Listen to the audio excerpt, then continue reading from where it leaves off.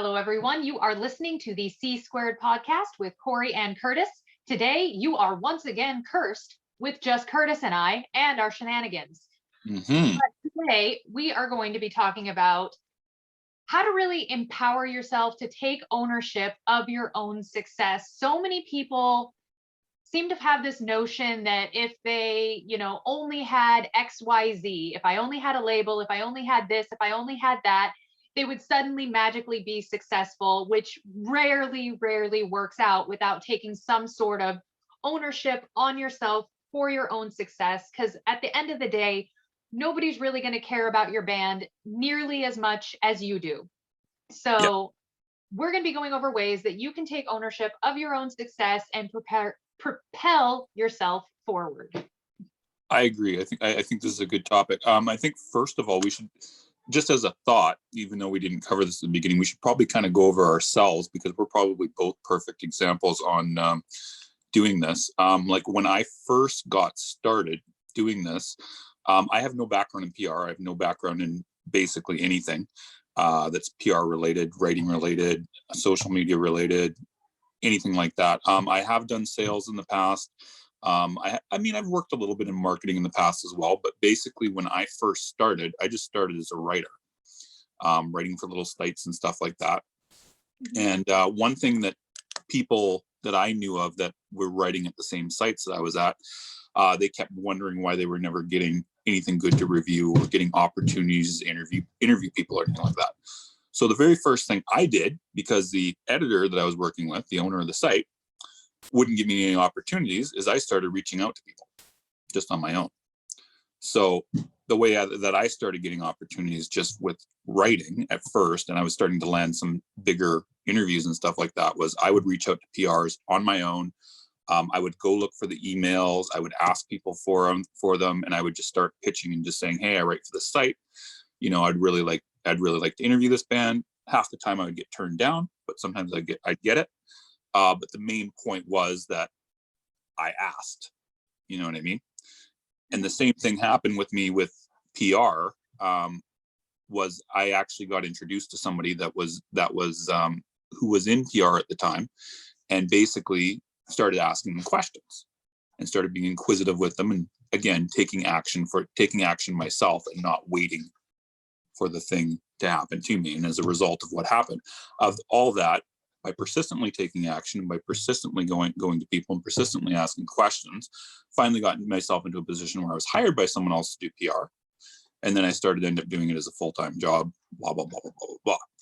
That's my own story. But Corey, you should probably do yours really quickly too before we go on to anything else.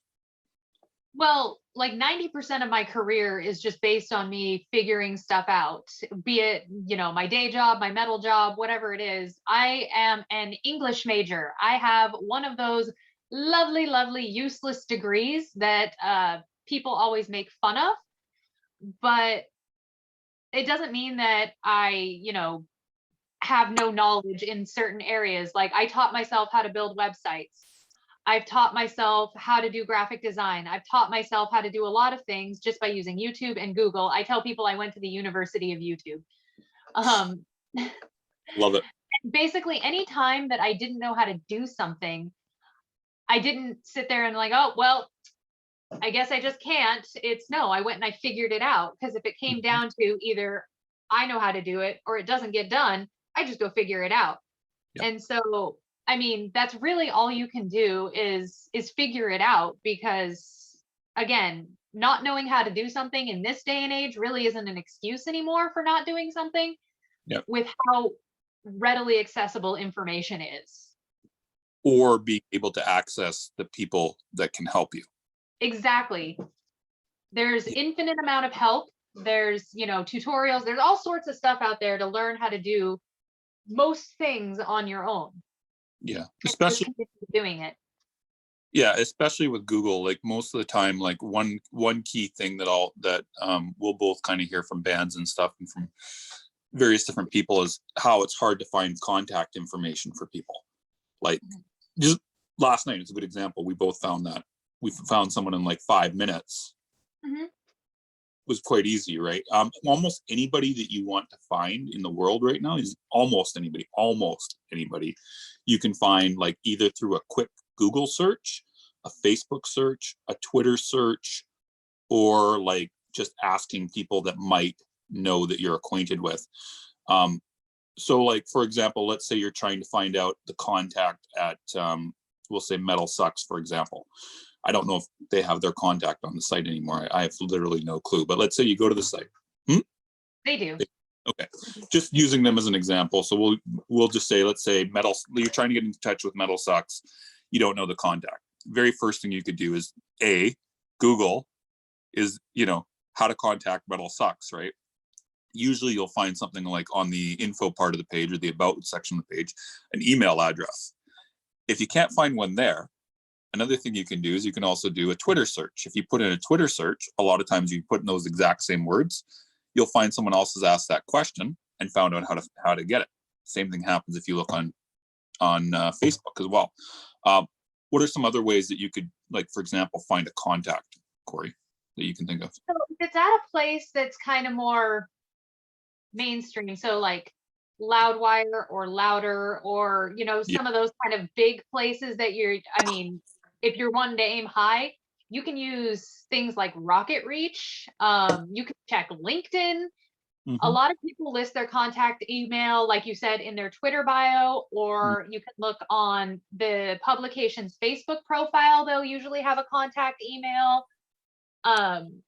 There are just honestly, just Google so-and-so's name plus the word email, and chances are their email has been put somewhere. Yeah. The only time when this doesn't really work out very well when you're trying to find contact is when it's like a common name and you can't narrow it down. So like, for example, if you had John Smith in Portland, Oregon, that might be a bit of a tough one to do. But other than that, you should be kind of fine on it. Corey, did I lose you? I think I lost Corey. Hold on. Apologies for the delay. We had a moment. My phone had a moment, I think. Yeah. We were talking about finding people's names. Even if somebody has a common name, you can always differentiate by using the publication's name that, say they write for, say it's, John Smith who writes for Metal Injection. Yep.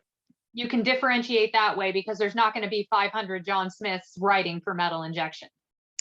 Yeah, and there's another way that it might not work is, like, for example, if the person's writing under a pseudonym, it might be kind of hard. But other than that, most of the time you can usually find it as long as you put in, for publications at least, the person's name plus the publication, and then you'll usually narrow it down. And that works with anything. That works like if you're trying to find someone who's booking a show. That also works with, like, if you're trying to find a band contact, a management contact, basically anything. If you just put the person's name plus what they're associated with or their city or something like that, you can usually narrow the target down pretty darn good. And if that doesn't work, the next thing that you can do is you can start reaching out to your circle of friends who have, like, a lot of people know someone that, for example, has been, we'll use Metal Sucks again, who've been featured at Metal Sucks. So you could ask, like, for example, if I wanted to know how Corey got a Kiaville in Metal Sucks, I could be like, Corey, who did you talk to at Metal Sucks? And usually time she'll just tell me who it is. Now, whether she wants to give me the contact information is a different question, but these are different ways that people can use just to get ins at different publications or with different things. Did you want to add to that, Corey, before we move on to the next one?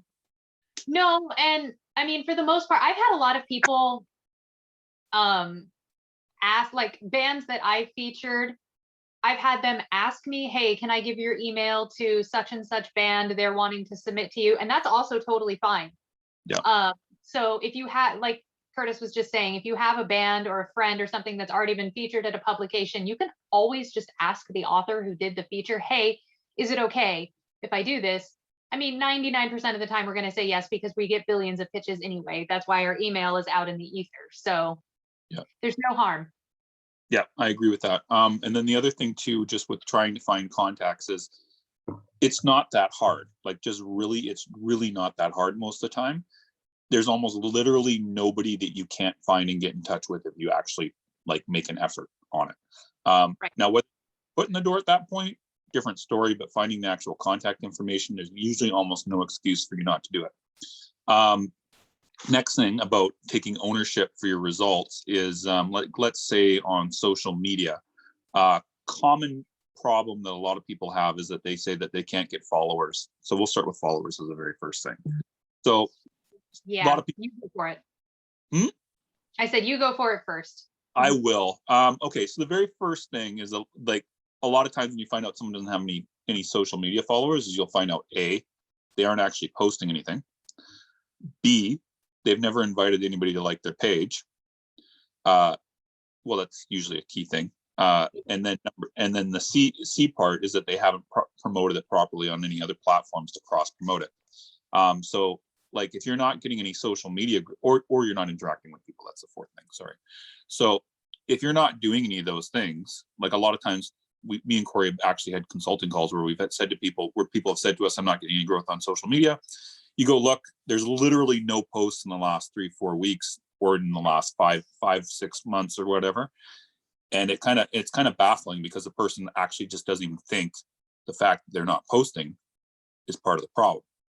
Mm-hmm. You know, or you find out that they haven't actually interacted with anybody or commented on anything in like 6 months, 7 months as well either. And they're just basically waiting for people to like find their posts and stuff like that. Can you go into that into a bit more detail, Corey? That's actually the thing that I was going to touch on was it's followers are almost, it's not all just like posting your own stuff. You actually have to engage with people. You have to go comment on their posts. You have to share things. You have to like things. You have to actually create a community around your band rather than just throwing things out there, because if it's one-sided, nobody likes a one-sided relationship. Yep. Be it a friendship, be it anything. And whether people want to admit it or whether people like it, you do have a relationship with your fans and you do have a relationship with your audience. So it can't be one-sided. You can't just think that, oh, I'm giving them music. That's what I'm giving them. No, you have to give a piece of yourself almost in the whole interaction and the engagement, and do so in a meaningful way. I can always tell because I moderate Metal Injection social media accounts. I can always tell the bands that are engaging to selfishly grow their own audience versus the ones that are engaging in a meaningful way. And it usually is the difference between leaving an emoji and leaving an actual comment with words. A lot of times, yeah. Yeah. There are bands that I've actually like muted on our Instagram to where the only people that can see their comments are us and them, because all they do is they'll leave like an emoji, a heart, the little emoji of the devil horn, and that's it. And it's like, dude, I know what you're doing. So, I mean, that'll happen if you try to have any kind of a selfish type of engagement versus going in and, commenting on something in a way that actually adds to the conversation. That's actually a very good point. I think that actually is something that is key for everything, is if you're looking at it from the viewpoint of the consumer, not just from the viewpoint of you getting what you're getting out of the thing. Because if you look at it from the viewpoint of how you're actually benefiting the person on the other end of the transaction, whether it's social media or anything, it's going to end up working out better for you in the long run anyways. Because if you're just looking me, what can I get out of this? How much money can I get? Or, how many sales can I get? How many fans can I get? It's not going to work out. Anything else we want to touch out on that point before we move on to the next one? No, I think I'm good on my end. Okay, cool. No, but that was a very good point that you made, Corey. So then the next thing right here is in regards to social media is also the factor that a lot of times people won't even know what to post as well. So I think one way of taking ownership of what to post is that bands could start studying other accounts. Yes. That they have bands that are successful on social media, but not necessarily like Metallica level, if you know what I mean. So like if you're like, I'm looking at Costa Casanova's album behind you in the background, if you're there around the same level as them, for example, you could go look at their account. You can go see what Stephanie and Francis are doing on there, or Kiaville. I'm also looking at right there. If they're around the same level as you, you could go look and study what they're doing. The key thing though is that you do not want to copy what people are doing. You're looking for ideas, but you don't want to be a thief at the same time and be like ingenuine. From a marketing viewpoint, Corey, do you have a way of explaining that, the concept of not necessarily borrowing, but taking inspiration without being a thief? Do you know what I mean? Yeah, and really it just comes down to doing it with your own personality. Yeah. Like people will be able to tell whether it's you or something that you've taken just Yeah. based off of what you normally do. Like if you've never posted a meme before and then all of a sudden you just start flooding with memes, Yeah. it's going to feel inauthentic. Sprinkling them in, that kind of a thing, totally fine. But always do so in a way that actually makes sense for your band. One band that, and it's not really the band, it's a member that does this, is Lycanthro. Their drummer, his meme game is on point, but he takes things and he adds like the Lycanthro spin to it, and it's really freaking hilarious the way that he does it. So it's just taking something but adding yourself to it, if that makes sense. Yeah, exactly. I mean, you got to be really key on not being a thief is the main thing, because like I've seen bands do this where they'll just, thieving is probably the wrong word, copycatting. I mean, I guess it is kind of thieving no matter which way you look at it, right? But just kind of taking someone else's idea and being inauthentic. But if you did it in an authentic way, it's a bit different. Like I'm trying to think on how to differentiate this, because it's like, for example, at the end of the day, everybody's copying somebody. Yeah. No, there are no original ideas. The best way that you can do anything is to just make it relevant to you. Ooh, 1 second. No worries. Sorry, gotta plug this in real quick or else it's gonna die. No worries. There we go. And you got a close up of Corey's tattoos while you did it. Yeah, super close up of my tattoos. Anyway, no, so really at the end of the day, everybody's copying somebody. Everybody's getting inspiration from somebody, but they take it and they make it their own. Memes are probably the best example of this, because there's no original meme out there, but everybody takes them and makes their own spin on it.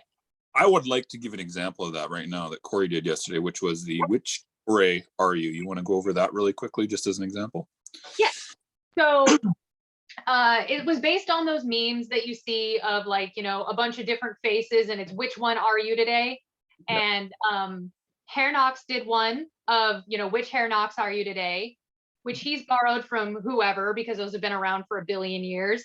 So I did one, which ore are you today? And it's, a bunch of pictures of Achiavel's lead singer. Which one are you today? Obviously mine is number 3 because it's the one where she's just covered in blood. No, I'm joking. But things like that, where it's, you take a meme format, but you make it your own. There's nothing original about that meme. When I did it, there was nothing original about that meme when Hair Knox did it, but we did it in a way that was our own. Yeah, that's the key part, is you got to do it in a way that's your own without being a blatant copycat or anything like that. If you don't make it your own, it's just going to come across as being completely inauthentic and canned, I guess is the right word that I'm looking for. And another way that people could ownership on their social media is to actually, we kind of went over this a little bit, but I'm going to go over it again. Actually go and find people to talk with and engage with. Like, I mean, that's a key thing. Like if you're like, for example, one thing that I've seen in the past, hasn't happened recently, where I've had people go like, okay, I have nothing to engage with on my feed, for example, but then you find out they're only following like these massively huge bands and they're not actually talking to fans or anything like that. So one way you can do that is by looking for a relevant audience to follow, start talking to them and start building up trust that way and start building up fans that way and that type of thing. Do you have a comment on that? Yeah, and also engaging with bands that are similar to your own. There's this weird like level of competition with bands that doesn't really need to exist. because we're all just we're all in the same boat together. And, it's the whole concept of rising waters lift all ships. If you Mhm. go out of your way to, engage with one band, they will then in turn engage with you. And it's like a cross posting thing where your fans become their fans and their fans become your fans. And I mean, there's really no reason why that can't happen more. I agree. And so, yeah, just finding similar to yours, but are still small enough that you actually could engage with them in a meaningful way. I agree with that. Which brings me to another thing, which I wasn't going to bring up till later. But one thing that's actually really good that can really that I think really gives people makes it so that way people are taking ownership is it by going out of your way to assist other bands with different things. Mhm. Um, A huge example of this, Trevor Stranad. yep, That yep, man is probably one of the best examples of somebody who goes out of his way to yep, help other bands. And honestly, it's made the Black Dahlia murder that much stronger yep, because it's like they've become a kind of a tastemaker yep, in that genre, yep. which people go to them to find new music, which then only also boosts their own presence and their own sales and their own fan engagement because it not only helps the bands and builds that community, but it breaks down that wall between you and your fans by showing them things that you're into. And then you guys can all just discuss how awesome this new band is, or, oh, this is a really cool underground band. Thank you for showing me. And yeah, so Trevor, prime example of somebody who does this extremely well. He does. There's also other ways that you can do it other than just posting links and stuff like that. Another good way is by offering to do giveaways with people.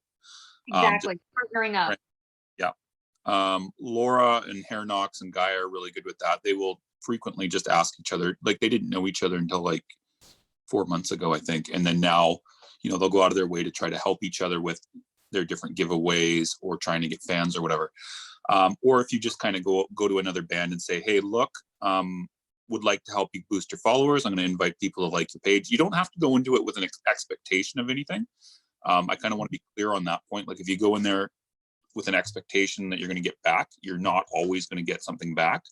But if you go and you do that with other bands, that shows that you're taking ownership, and people will eventually reciprocate to you at some point.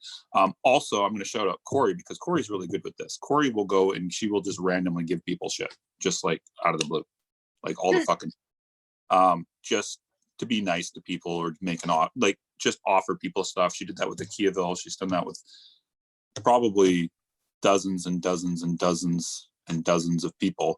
Just randomly will give shit without actually asking anything in return. If you try to give her something in return, she freaks out and gets all weird. No, you're not kidding because it's actually totally true.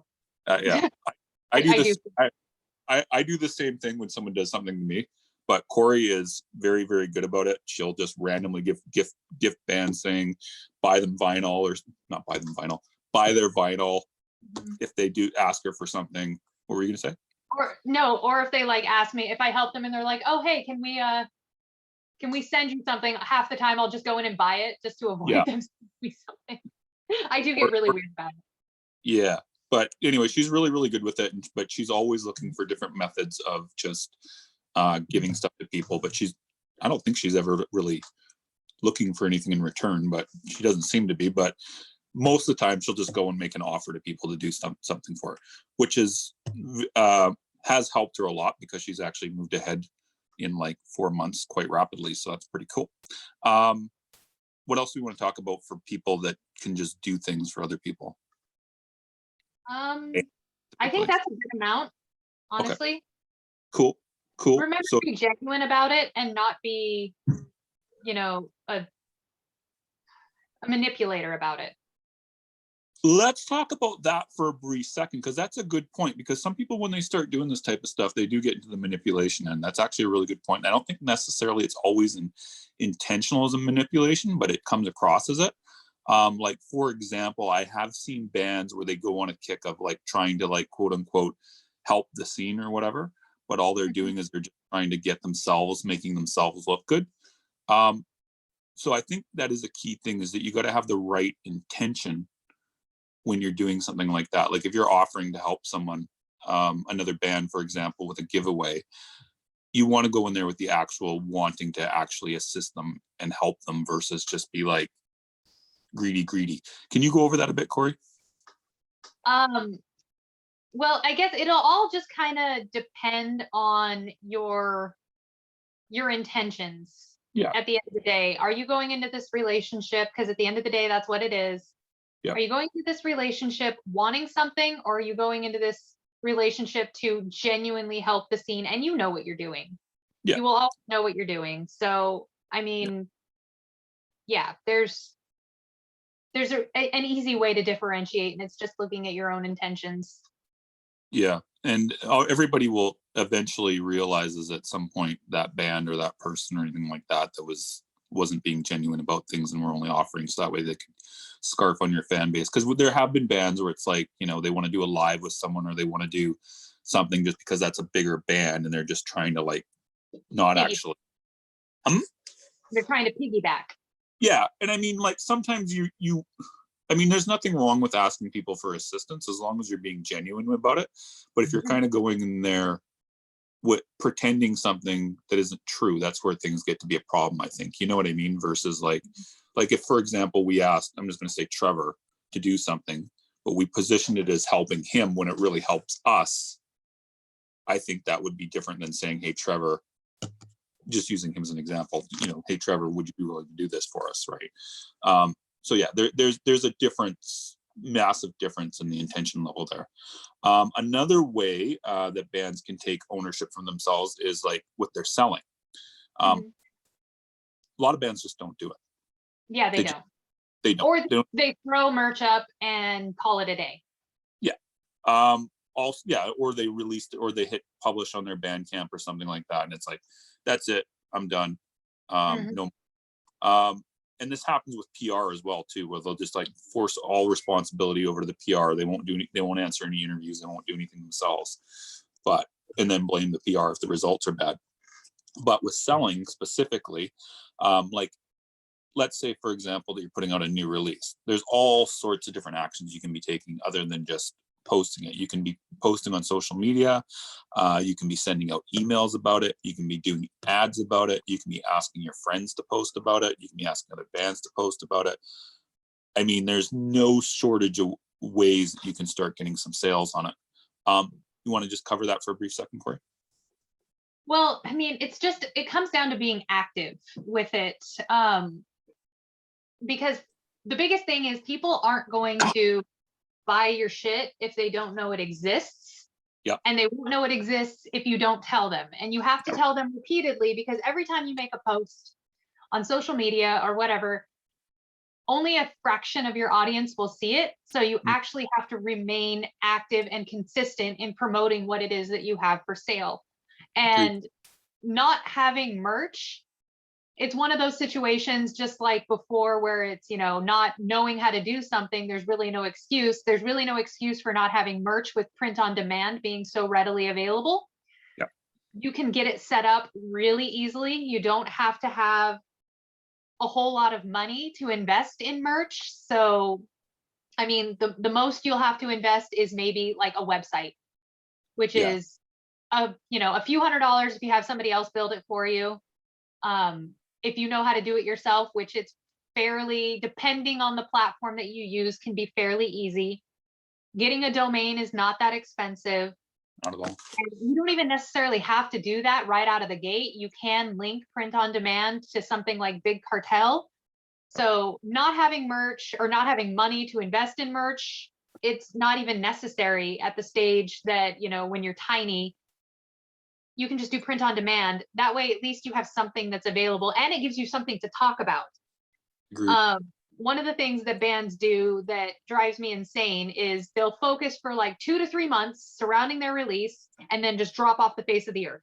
Yeah, all the time. So coming up with, you know, a new t-shirt design. If you have a friend that's a graphic designer, you can get those made fairly easily. Or introducing something like, oh, now we have a mug with our album art on it.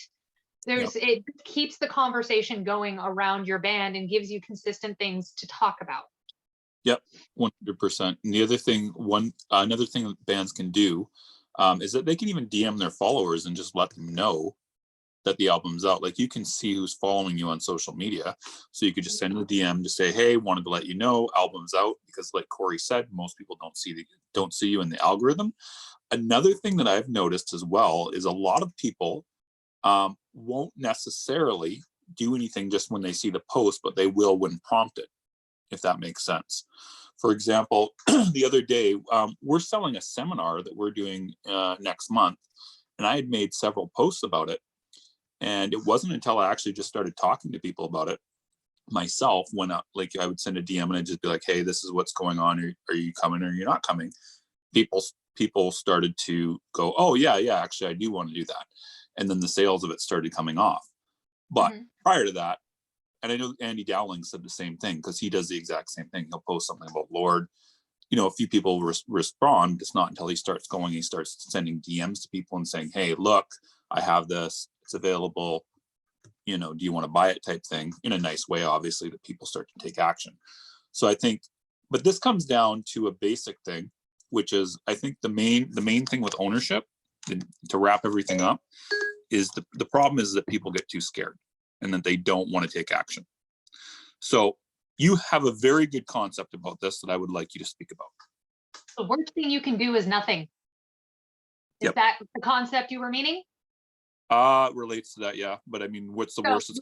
Okay, no, there's two things. So Yeah. The worst thing you can do is nothing. Yeah. And the second concept that I have that I think is the one you're getting at is, what is the worst thing that's going to happen if you do something? And Yeah. the worst thing that's going to happen is really not that bad. Usually, like if you put out some merch that flops, yeah, you just don't sell that anymore. And if you're doing a print on demand, that's a great way to test and see what works and what doesn't. You didn't invest a ton of money, you just put something out there that flopped. What if you post a meme that people don't respond to? Whoop-de-doo. As long as you're not doing something that's blatantly and obviously bad ideas, then, and we all know what those kind of posts and those kind of things are. We know what you're not supposed to do. And if you're not doing those things, then you're fine. The worst thing you can do is nothing. And nothing bad is going to happen by sharing things, by talking to people, by leaving. So you leave a comment on a band's status and they don't respond. Okay. Like, nothing horrible is, you're not going to die is the point. And you're not going to ruin your career as long as you're not doing anything that's blatantly stupid. Yeah. You have to do something that's pretty fucking stupid in order to make a comment. We all know what that is. We all know what not to do. Yeah. So don't do those things and you'll be fine. So now, okay, so final part of this, final part of this, I know I said that was the final part, is what would you first say, would you give some tips to make sure that you can overcome that fear of inaction? Because you get it more than I do, or you have in the past, so that's why I'm asking. So that's just what I think about, is what's the worst thing that's going to happen? What is the worst thing that's going to happen if I do X, Y, Z? And chances are it's not as bad as other things that I have already survived.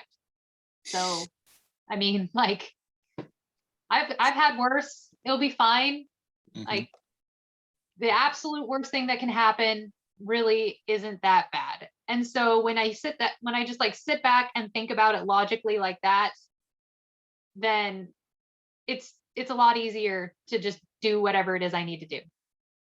Cool. And I also think that the other thing that for taking ownership is you have to make sure that you know what your purposes and your goals are on top of everything else. Because if you don't have that, then you're not going to be taking action either.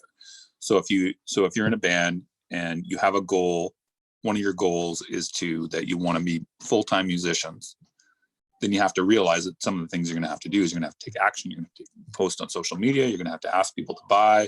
You're going to have to invest in a website, like Corey said. You're going to have to invest in all these different things, all these different action things you're going to have to do. So that's kind of a key thing, is make sure you have the goal set. You also have a purpose for what you're doing. And I really think that's key. Do you have anything you want to add to that, Corey? No, I think Okay, cool. So I guess that's everything for today. Um, I want to bring up again that we are doing a seminar with Lindsay Schoolcraft next month. I'm just going to go over that super quickly. It's going to be a marketing master. We do not have a sign up page for it ready yet. We should in the next couple days once I get a chance to wrap it up. But what it's going to be is it's going to be costing $50 and it's going to be an hour and a half long. Done. I think it's going to be done in a Facebook group, but we might do it on a Zoom call. I'm not sure yet. But it's going to be 5 p.m. Eastern Standard Time, July 16th, hour and a half. Me, Corey, and Lindsay are going to be talking about marketing mastery. Lindsay is a Juno-nominated singer-songwriter who was in a major band at one point on a major label, Nuclear Blast. She's also worked with many established musicians, and she has sold a lot of albums, both as an independent artist and in a band, so she knows what she's talking about. So if you're interested in that, hit me up. I can sign you up right now, or you can wait for the sign up page to go live in like 3-4 days or something like that. Any final words, Corey? I think I'm good on my end. Cool. Well, party on, Corey. Party on, Curtis.